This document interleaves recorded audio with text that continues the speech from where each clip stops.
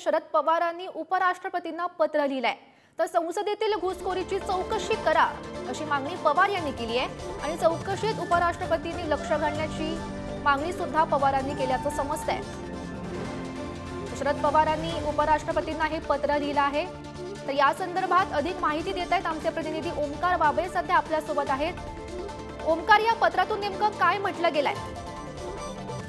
शरद पवारांनी 13 डिसेंबरला जो संसदेमध्ये जी घुसखोरी झाली त्याचा सगळ्याचा त्यामध्ये उल्लेख केला आहे। सगळ्यात महत्त्वाचं यामध्ये असं आहे की सुरक्षेच्या संदर्भातून त्यांनी जे कन्सर्न्स रेज केलेले आहेत ते यामध्ये त्यांनी उपस्थित केलेत। आणि दुसरा महत्त्वाचा मुद्दा, ज्या खासदारांच्या पासेसवरती संबंधित व्यक्ती आतमध्ये गेल्या आणि त्यानंतर हा सगळा प्रकार तिथे घडला, त्या घुसखोरी करणाऱ्या सगळ्या जे पासेस आहेत त्या खासदारांची याच्यामध्ये अकाउंटेबिलिटी, थोडक्यात त्यांना या सगळ्यासाठी जबाबदार धरलं जावं आणि त्यांची सुद्धा या सगळ्या प्रकरणात चौकशी व्हावी। नक्की कोण लोक आहेत की जे या सगळ्या प्रकरणात तिथे गेले, आणि या सगळ्यावरती आता शरद पवारांनी धनखड जे राज्यसभेचे आपले हे आहेत, राज्यसभेचे सभापती आहेत, त्यांच्याकडे सगळी मागणी केलेली आहे की तुम्ही या सगळ्या प्रकरणात लक्ष घालावं आणि त्या संदर्भात त्यांनी अर्जंट इन्क्वायरी या सगळ्या प्रकरणात बसावी असं त्यांनी सांगितलं।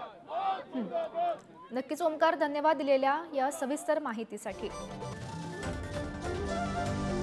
उपराष्ट्रपतींनी या सर्व प्रकरणात लक्ष घालण्याची मागणी सध्या शरद पवार यांनी केल्याचं दिसतंय।